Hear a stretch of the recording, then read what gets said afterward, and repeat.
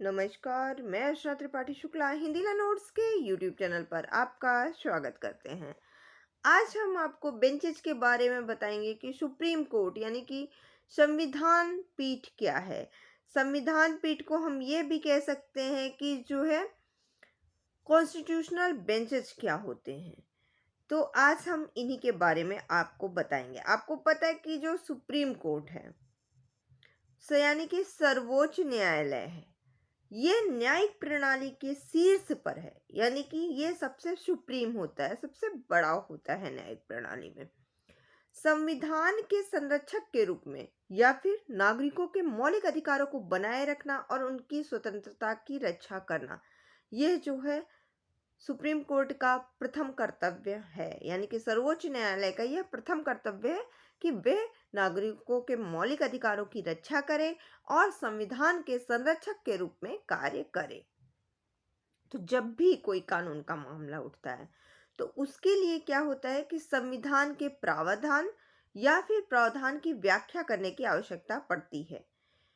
या फिर जब कोई महत्वपूर्ण प्रश्न आ जाता है, कोई महत्वपूर्ण कानूनी प्रश्न होता है, तो ऐसे केस में उच्चतम न्यायालय कम से कम 5 न्यायाधीशों को शामिल करने वाली एक खंडपीठ का निर्माण करती है।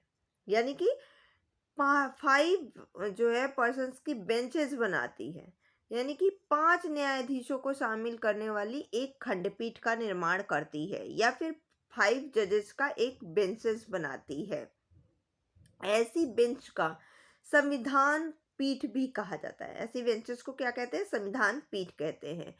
पिछले कुछ वर्षों में संविधान पीठों ने भारत के कुछ महत्वपूर्ण फैसले लिए, जैसे आपका मेनका गांधी बनाम भारत संघ का केस है। ये 1977 का केस है। इसमें केंद्र ने आम जनता के हित में मेनका गांधी का पासपोर्ट जो है उसमें जब्त कर लिया था, जब सरकार ने आदेश के लिए कारण बताने से इनकार कर दिया कि भाई क्यों जब्त किया पासपोर्ट, हम ये नहीं बताएंगे।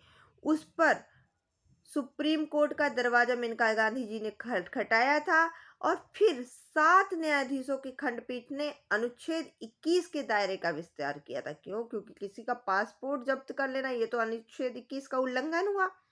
तो अनुच्छेद 21 का जो दायरा है कहाँ तक है, इसका विस्तार करने के लिए 7 जो है न्यायाधीशों की एक खंडपीठ बनी, यानी कि 7 जजेस बेंचेस बनी।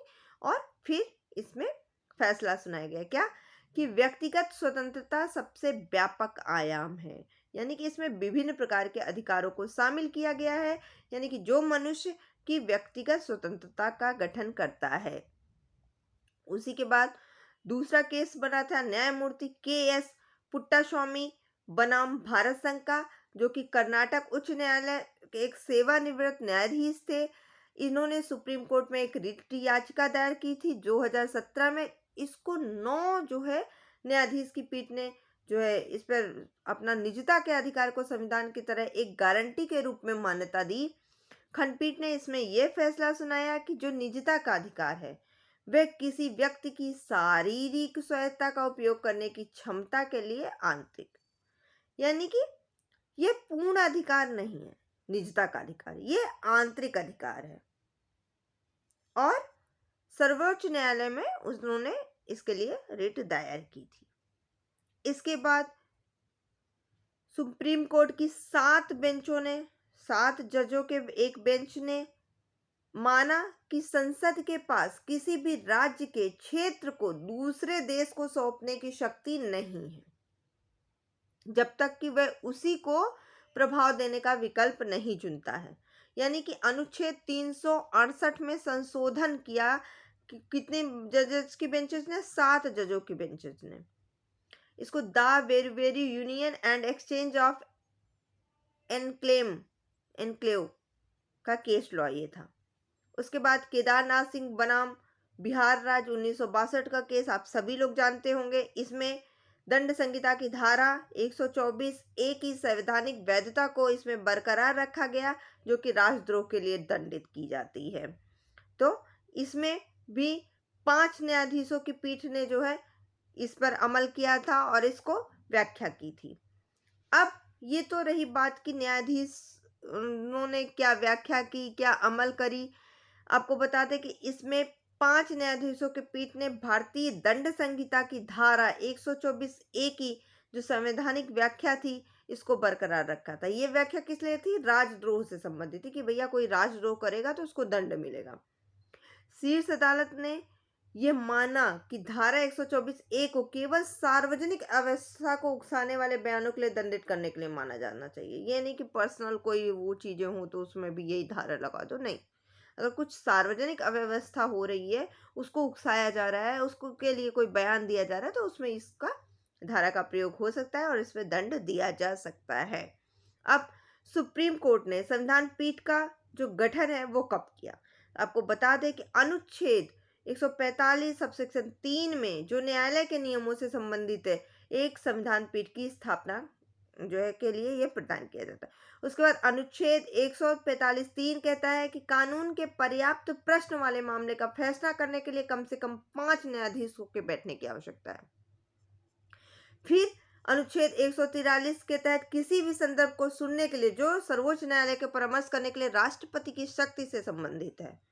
तो ये तो रही कि संविधान पीठ का गठन क्यों किया गया और कब किया गया। अब भैया सर्वोच्च न्यायालय ने 2 या 3 न्यायाधीशों की बेंच ने कानून को एक ही बिंदु पर परस्पर विरोधी निर्णय अगर दिए हैं, तो उसके बाद 3 के बाद फिर भैया 5 आएगा, फिर 7 आएगा, फिर 9 बेंच जो है 9 जजों की बेंचेस आई हैं। हालांकि 9 जजों की बेंचेस जो हैं वो अभी विचाराधीन हैं। इसमें आपका 1 जज, 2 जज, 3 जज, 5 जज और 7 जजों की बेंचेस अभी तक आई हैं। हालांकि एक बड़ी बेंच जो कि 5 न्यायाधीशों के संविधान पीठ के एक फैसले को रद्द कर सकती है, लेकिन इससे पहले 5 जजों की बेंच को यकीन हो जाना चाहिए कि उन्होंने जो पिछला आदेश दिया था वह गलत था और वह इस मामले को 7 जजों की बेंच को रेफर कर सकती है तब। यानी कि जो पहली बेंचेस है उसका फैसला दूसरी बेंचेस जो है वे गलत करार दे सकती है, रद्द कर सकती है। अब तो रहा कि भैया ये संविधान पीठ कौन कौन से है, तो आपको बता दें कि जो 5 न्यायाधीश की जो समूह थी, यानी कि 5 जजेस जो बेंचेस थी, उसमें 338 केसेस हुए हैं। जो 7 न्यायाधीश की बेंचेस हैं उसमें 15 और 9 न्यायाधीश के केसेस 135, जिसमें से मुख्य 5 थे। इतने केसेस अभी तक हुए हैं। तो आज की वीडियो में बस इतना ही। अगर आपको हमारी वीडियो पसंद आए तो प्लीज़ लाइक कीजिएगा, शेयर कीजिएगा, सब्सक्राइब कीजिएगा, बेल आइकन दबाना बिल्कुल मत भूलिएगा, जिससे कि हमारी वीडियो आपको लगातार मिलती रहे। और प्लीज़ वीडियो अच्छी लगे तो कमेंट जरूर कीजिएगा। धन्यवाद।